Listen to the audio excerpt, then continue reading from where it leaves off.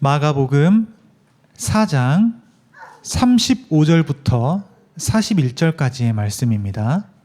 신약성경 마가복음 4장 35절부터 41절까지의 말씀을 우리 한 목소리로 합독하도록 하겠습니다. 함께 읽겠습니다. 그날 저물 때에 제자들에게 이르시되 우리가 저편으로 건너가자 하시니 그들이 무리를 떠나 예수를 배에 계신 그대로 모시고 가매 다른 배들도 함께 하더니 큰 광풍이 일어나며 물결이 배에 부딪혀 들어와 배에 가득하게 되었더라. 예수께서는 고물에서 베개를 베고 주무시더니 제자들이 깨우며 이르되 선생님이여 우리가 죽게 된 것을 돌보지 아니하시나이까 하니 예수께서 깨어 바람을 꾸짖으시며 바다더러 이르시되 잠잠하라 고요하라 하시니 바람이 그치고 아주 잔잔하여지더라. 이에 제자들에게 이르시되 어찌하여 이렇게 무서워하느냐 너희가 어찌 믿음이 없느냐 하시니 그들이 심히 두려워하여 서로 말하되 그가 누구이기에 바람과 바다도 순종하는가 하였더라. 아멘.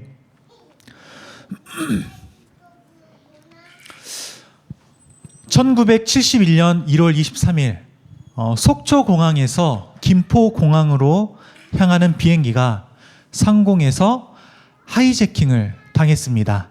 하이제킹이라고 하는 것은 운항 중인 항공기나 배를 납치하는 것, 이것을 말하는데요. 그날의 비행기를 하이제킹해서 납북될 뻔한 사건을 그린 영화가 바로 하이제킹이라는 영화입니다. 우리나라에서 있었던 일이에요. 서리가 잠들고 나서 아내랑 둘이 영화를 봤는데 비행기 안에서의 그 러닝타임이 꽤 긴데도 지루할 틈이 없었어요. 실제 사건을 다룬 영화이다 보니까 더 긴장이 되는 것 같더라고요. 당시에 납치범은 왜 그런 납치를 했냐? 성공한 공작원들이 북한에서 엄청난 대접을 받았다라고 하는 그 사실을 듣고 계획을 하고 비행기를 탔습니다. 사제 수류탄을 만들고 그래서 비행기에서 그 사제 수류탄도 터뜨리고 그래서 그 기체 아래가 구멍이 나기도 했다고 하고 비행기가 아수라장이 되었다고 합니다. 당시에 비행기를 탔던 많은 사람들은 아마 두려워서 어쩔 줄 몰라 했을 것이고 그것을 영화로 너무나 잘 그려냈습니다. 제가 그 상황을 직접 겪은 것은 아니니까 잘 모르지만 만약에 내가 그 비행기 안에서 타고 있었다면 어땠을까 생각해보면 정말 무서운 것 같아요. 비행기가 추락할 수도 있고 또 그 납치범에 의해서 어떻게 될 수도 있으니까 참 무섭지 않았을까요? 만약에 그 상황에서 무섭지 않다라고 말한다면 정상이 아닐 겁니다. 그런데 만약에 누군가가 저한테 이렇게 말하면 어떨까요? 야, 너 예수 믿는데 그게 무섭냐? 그게 뭐가 무서워? 라고 말을 한다면 아마 한 대 쥐어 박을 수도 있을 것 같아요. 욕 안 하면 다행이지 않을까 싶어요. 아마 믿음이 있다고 해도 그 상황이 만약에 나에게 맞닥뜨린다고 한다면 누구나 두려워할 겁니다. 오늘 본문에 보면 그것과 비슷한 위기에 놓인 그 상황에 놓인 제자들이 있고 예수님이 있어요. 그런데 그런 급박한 상황에 놓인 제자들을 향해서 예수님이 뭐라고 말씀하시냐면 어찌하여 무서워하며 어찌하여 너희들이 믿음이 없느냐라고 말씀을 하십니다. 도대체 왜 이렇게 말씀을 하신 걸까?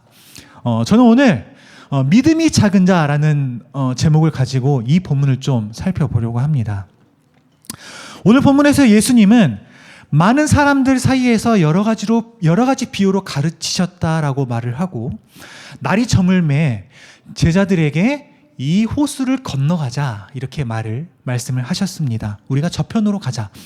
예수님이 배에 타고 계셨고 제자들이 함께 그 배에 올라 갈릴리 호수를 건너가자 말씀을 하십니다. 여기서 우리가 갈릴리 호수, 갈릴리 바다 이렇게 말을 하는데 고대 히브리어는 이 호수랑 바다를 똑같이 썼다고 해요.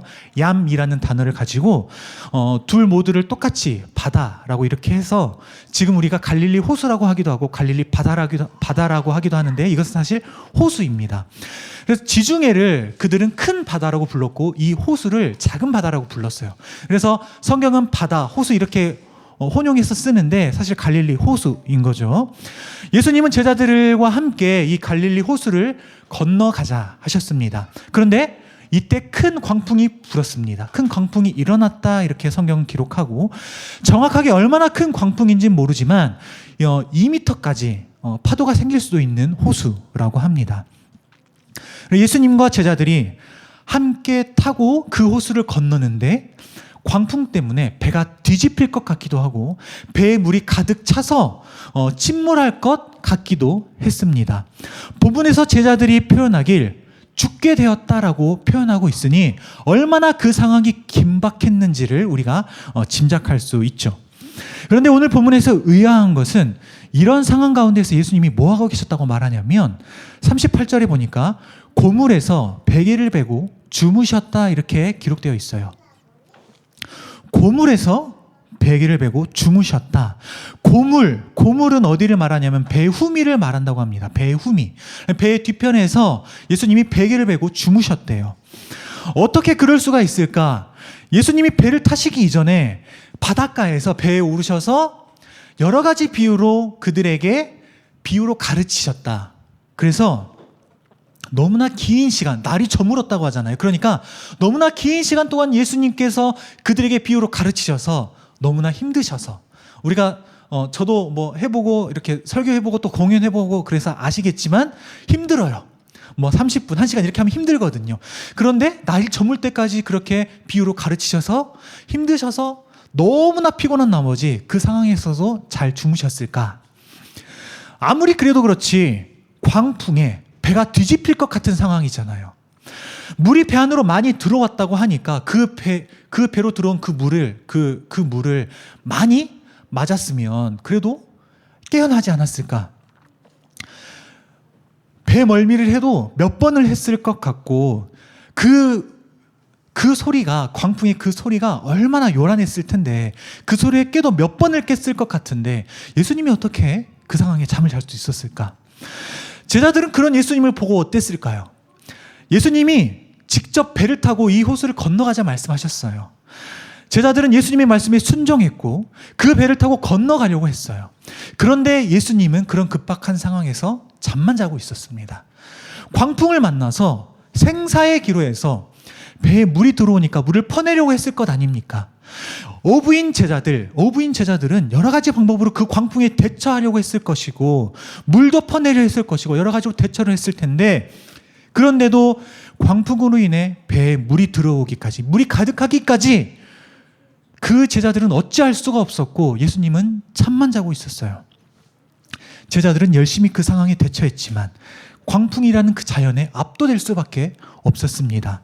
두려울 수밖에 없었을 거예요. 어쩌면 죽을 수도 있겠다라고 하는 그 두려운 마음 때문에 그 생각 때문에 어찌할 바를 몰라 하고 있었을 것이고 그런 상황이라면 누구나 다 두려워했을 거죠. 그래서 주무시고 계시는 예수님을 지금 깨우는 겁니다. 그리고 이렇게 말하는 거예요. 예수님, 도대체 왜 우리를 돌보시지 않는 거예요? 예수님이 가자고 하셨고 급박한 상황에서 우리가 고생하고 있는데 예수님이 우리를 돌보지 않으시냐라고 말하는 겁니다. 예수 그리스도를 믿었고 신자가 되었고 그 길을 걸어가려고 다짐했습니다. 신자가 되었다고 하는 것은 이 세상에 살지만 세상이 아닌 하나님을 따라 살아가는 자가 되었다는 것을 말합니다. 우리에게 믿음을 주신 분은 하나님이시고 하나님은 믿음의 길을 걸어가라고 그렇게 우리에게 말씀하십니다.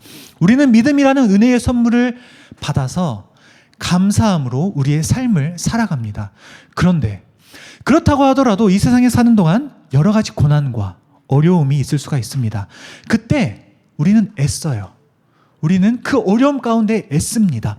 고난이, 어려움이 우리에게 있을 때 우리는 여러모로 애씁니다. 분명히 우리는 하나님의 자녀가 되었고 하나님께서 나와 함께 하신다고 하셨고 그럼에도 불구하고 애쓰고 있는 우리를 그냥 내버려 두시는 것 같은 때가 있단 말이죠.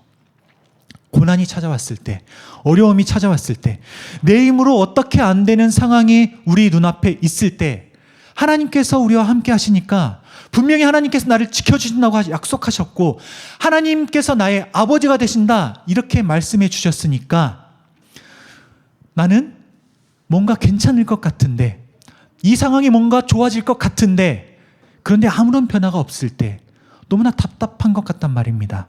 고물에서 베개를 베고 주무시는 것 같은 그 예수님처럼 아무런 반응이 우리에게 없을 때 왜 우리를 도대체 돌보시지 않으세요?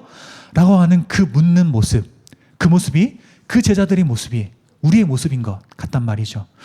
예수님은 제자들을 깨우는 바람에 예수님은 제자들이 깨우는 바람에 잠에서 깨셨고 일어나셔서 바다에게 말씀하십니다. 잠잠하라, 고요하라.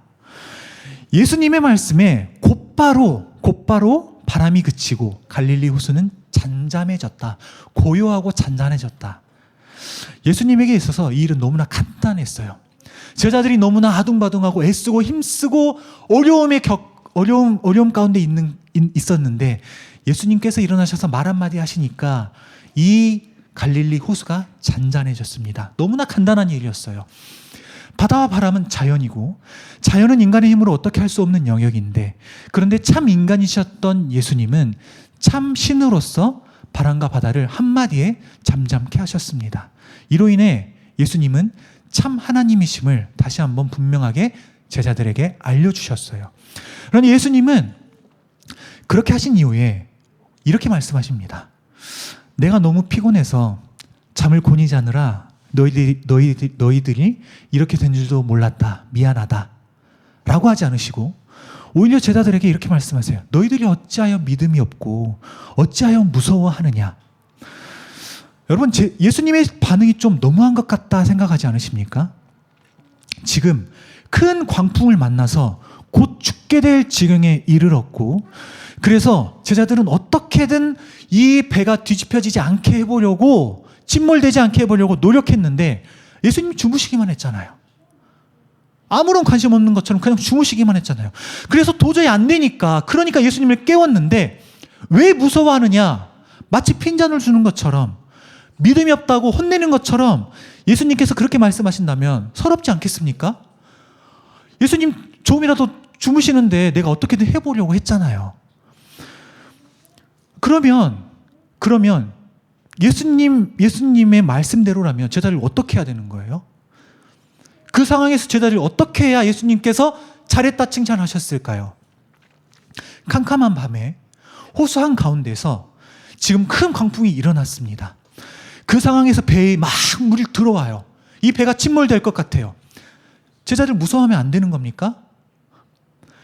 예수님이야 물 위를 걷는 분이시니까 배가 침몰돼도 괜찮잖아요. 제자들은 근데 그게 아니잖아요. 배가 침몰되면 제자들은 죽는 거 아닙니까? 예수님은 물 위를 잔잔하게 걸어가시면 되는 거고, 제자들이 무서워한 거 잘못한 겁니까? 예수님 말씀대로라면 제자들 이렇게 해야 되는 거예요.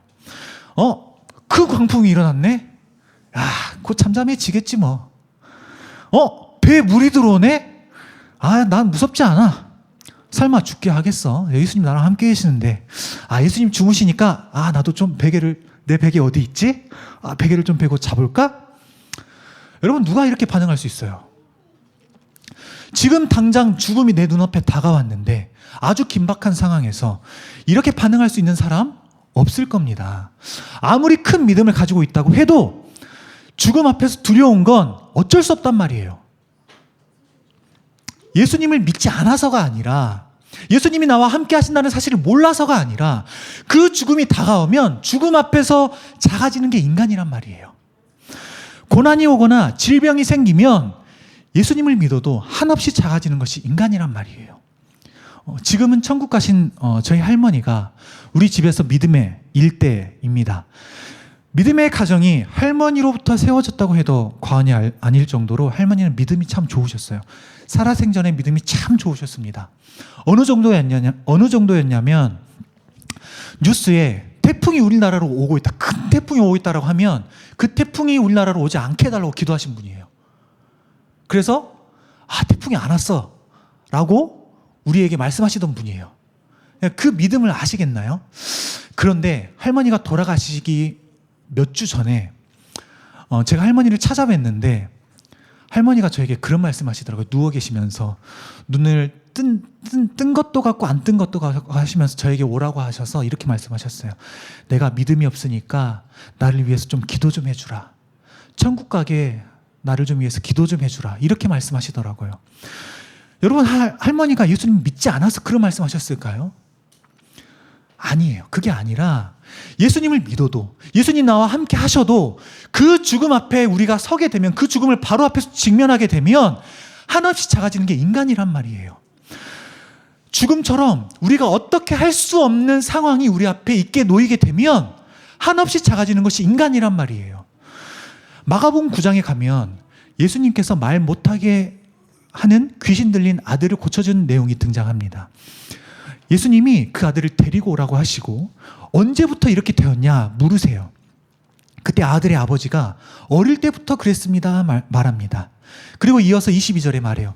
귀신이 그를 죽이려고 불과 물에 자주 던졌나이다. 그러나 무엇을 하실 수 있거든 우리를 불쌍히 여기사 도와주옵소서. 예수님이 이 말 듣고 뭐라고 하십니까? 예수께서 이르시되 할 수 있거든이 무슨 말이냐, 할 수 있거든이 무슨 말이냐, 믿는 자에게 능치 못할 일이 없다, 이렇게 말씀하세요. 그래서 아버지의 그 다음 말이 뭐냐면 이거예요. 곧 아버지의 아이의 아버지가 소리를 질러 이르되 내가 믿나이다, 나의 믿음 없는 것을 도와주소서. 내가 믿나이다, 나의 믿음 없음을 도와주소서.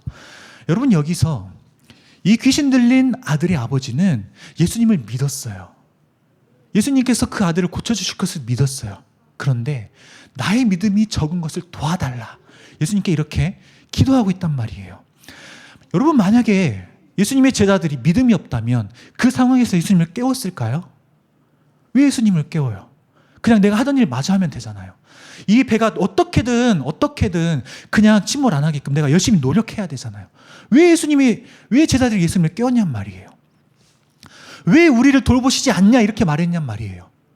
믿음이 없으면 이렇게 할까요? 아닐 거예요. 그들은 예수님을 믿었을 거예요. 그래서 예수님의 제자로 살아갔을 것이고, 그래서 예수님과 함께 배를 타고 그것을 건넜을 것이고, 어려운 상황에 처했을 때 그래서 예수님을 깨웠단 말이에요. 그렇기 때문에 예수님께서 어찌하여 이렇게 무서워하느냐, 너희가 어찌 믿음이 없느냐라고 하신 말씀은 제가 생각하기에 단순히 핀잔이나 책망이 아니라고 생각해요. 어찌하여 이렇게 무서워하느냐라고 하는 그 말은 핀잔이나 책망이 아니라 오히려 제자들을 안심시키는 말로 들린단 말이에요. 우리 서리가 요즘에 말을 참 잘해요. 말이 갑자기 트여가지고 말을 참 잘합니다. 저녁이 되고 캄캄해지면 저에게 와서 아빠 안아줘 이렇게 말을 해요. 그래, 이렇게 팔을 벌립니다. 저를 딱 안아요. 그러면 우리 서리가 저에게 말해요. 아빠, 캄캄해서 무서워 이래요.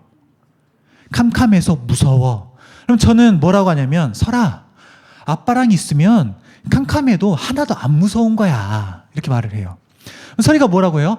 아, 그렇구나. 아빠랑 있으니까 나 하나도 안 무서워, 이렇게 말하는 게 아니라 아빠, 그래도 무서워 그래요. 그러면 여러분, 서리가 저를 신뢰하지 못하는 걸까요? 만약 그렇다고 한다면 왜 저한테 와서 아빠 안아줘라고 해서 저에게 안길까요? 무서우니까 아빠한테 오는 거거든요. 그래도 캄캄한 건 무섭대요. 그때 제가 서리한테 설아, 뭐가 무서워, 아빠가 있는데 아빠 못 믿는 거야? 라고 말을 한다면 그 말이 서리를 꾸중하는 걸까요?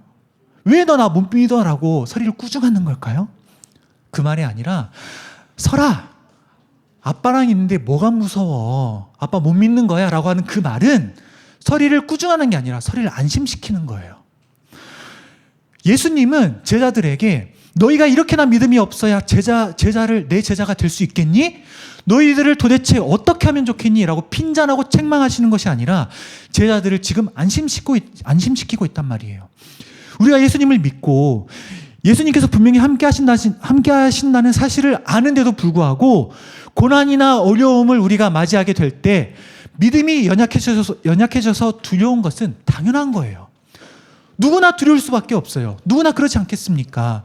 예수님께서 함께 하시니 큰 광풍이 일어나도 잠이나 자자, 이렇게 생각하고 행동하는 것은 정상이 아닐 겁니다. 분명히 예수님을 믿고 예수님께서 나와 함께 하시는데도 불구하고 두려워요. 당장 눈앞에 어려움이 닥치면 누구나 그렇단 말입니다. 우리에게 고난이나 어려운 상황이 올 때 우리의 반응이 무엇이어야 할까요? 난 예수님을 믿으니까 두렵지 않아 라고 하는 태어난 모습으로 두려움을 외면하는 것이 우리의 반응이어야 할까요?